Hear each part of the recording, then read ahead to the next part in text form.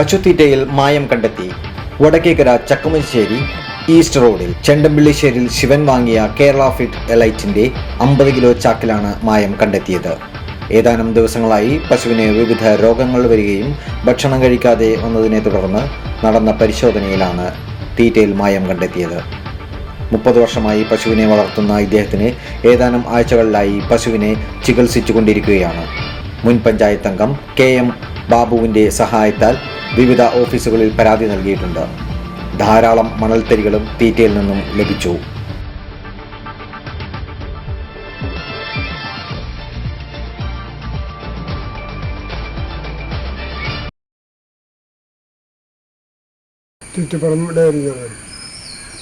തുരുത്തിപ്പുറം ഡയറിന്ന് ഇത് ഏത് കമ്പനിയുടെ സാധനമാണത്? നമ്മുടെ എലൈറ്റിന്റെ. പിന്നെ എത്ര രൂപയാണ് ഇതിന്റെ സബ്സിഡി ഉണ്ടോ നിങ്ങൾക്ക്? 1500 ചില്ലാൻ രൂപ ഒരു ചാക്കിന് വരും. ഇത് നിങ്ങൾക്ക് ഇപ്പൊ എന്താ ഇതുകൊണ്ടുള്ള ബുദ്ധിമുട്ടുണ്ടാവുന്നുണ്ട്? കടപ്പുറത്തെ മണ്ണാണ് ചേർത്താൽ മതി. മറ്റുള്ള വീട്ടിലൊക്കെ നോക്കിയിട്ട് മണ്ണൊന്നുമില്ല. അപ്പൊ ഇതിനകത്ത് കൃത്യമായ മണ്ണ് ചേർത്തതിന് ശേഷം ഈ കണക്കിന് മണ്ണ് ചേർത്തിട്ടുണ്ട് ഇതിനകത്ത്. കാരണം ഒരു പാത്രത്തിലാണ് ഇത്ര മണ്ണ്. ഒരു പാത്രത്തിൽ 5 കിലോ എത്ര ഉണ്ട്? എത്ര കിലോ ഉണ്ട്? ഇപ്പൊ 2.5 കിലോ ഉണ്ട്. 2.5 കിലോ ആയിട്ട് ഇത്ര മണ്ണ്. അപ്പൊ അങ്ങനെ നടത്തിക്കൊണ്ടുപോകാനും നടക്കൂല. ഇങ്ങനെ പശു വളർത്തലാണോ? കൊല്ലങ്ങളായിട്ട് പശു ഉണ്ട്. എനിക്കിപ്പോ 3 കറക്കണതും 3 കിടാവുന്നുണ്ട്. അതൊരു കിടാവ് കഴിയും ഇതായിട്ട് ഈ കടവുമ്പോൾ മേടിച്ചാൽ കിടവണ. പശുവിന് അസുഖമുണ്ടോ? ഇപ്പൊ ഇല്ല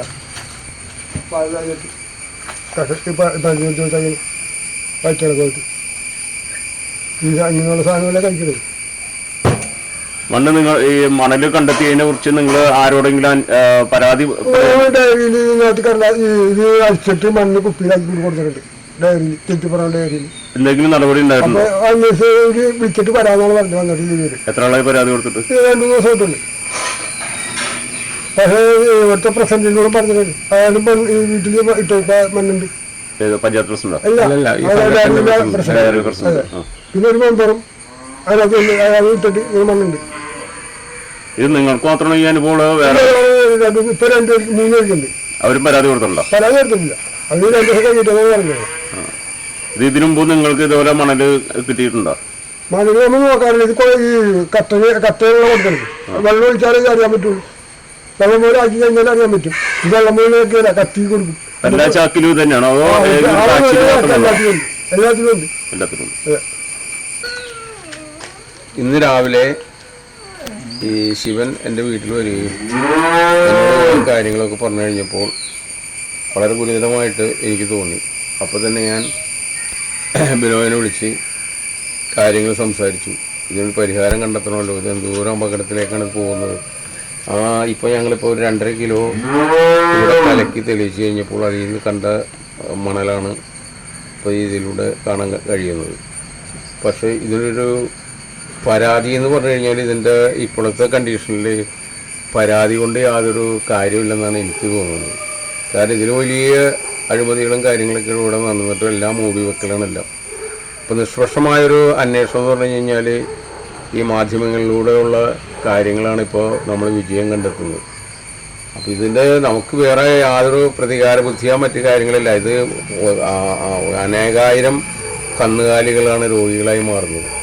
അതൊരു പരിഹാരം കണ്ടെത്തണം. അതിനുള്ള ഒരു സമീപനമാണ് ഞാനൊരു പൊതുപ്രവർത്തനം എന്നുള്ള കണ്ടീഷനിൽ എനിക്ക് ചെയ്യാൻ പറ്റുള്ളൂ. അപ്പോൾ ശിവനെ സംബന്ധിച്ചിട്ട് ശിവനിത് എന്താണ് ചെയ്യേണ്ടത് എന്താണെന്ന് അറിയാൻ പാടില്ലാഞ്ഞിട്ടാണ് എൻ്റെ അടുത്ത് വന്നത്. എനിക്കും അതിനകത്ത് കൂടുതലേക്ക് കാര്യങ്ങളിലേക്ക് ഞാൻ ഇതിനു മുമ്പ് കടക്കാത്തത് കൊണ്ട് ഈ കാര്യങ്ങളിൽ അപ്പോൾ ഇത് ആദ്യ സംഭവമായതുകൊണ്ട് ഞാനത് ഉടനെ ബിനോയ് സംഭവിക്കലവറുകളെ വിളിച്ച് കാര്യങ്ങളൊക്കെ സംസാരിക്കും. പുള്ളി വന്ന് നോക്കാം. കാര്യങ്ങളൊക്കെ പുള്ളിക്ക് ബോധ്യപ്പെട്ടു. കാര്യങ്ങൾ ഇപ്പോൾ ഞങ്ങൾ ഈ ശിവൻ അത് കലക്കി അത് കാണിക്കുകയും ഞങ്ങൾക്ക് ബോധ്യപ്പെടുകയും ചെയ്തിട്ടുള്ളതാണ്. എത്രയും വേഗം ഇതിനുള്ള ഇതിൻ്റെ പ്രൊഡക്ഷൻ എവിടെയാണോ ആരാണോ എന്താണോ അതിനുള്ള പരിഹാരം കണ്ടെത്തണം. അവർക്ക് മാതൃകാപരമായ ശിക്ഷ നൽകാനുള്ള തീരുമാനങ്ങൾ ഉണ്ടാകണം എന്ന് മാത്രമാണ് ഈ കാര്യത്തിൽ എനിക്ക് പറയാനുള്ളത്.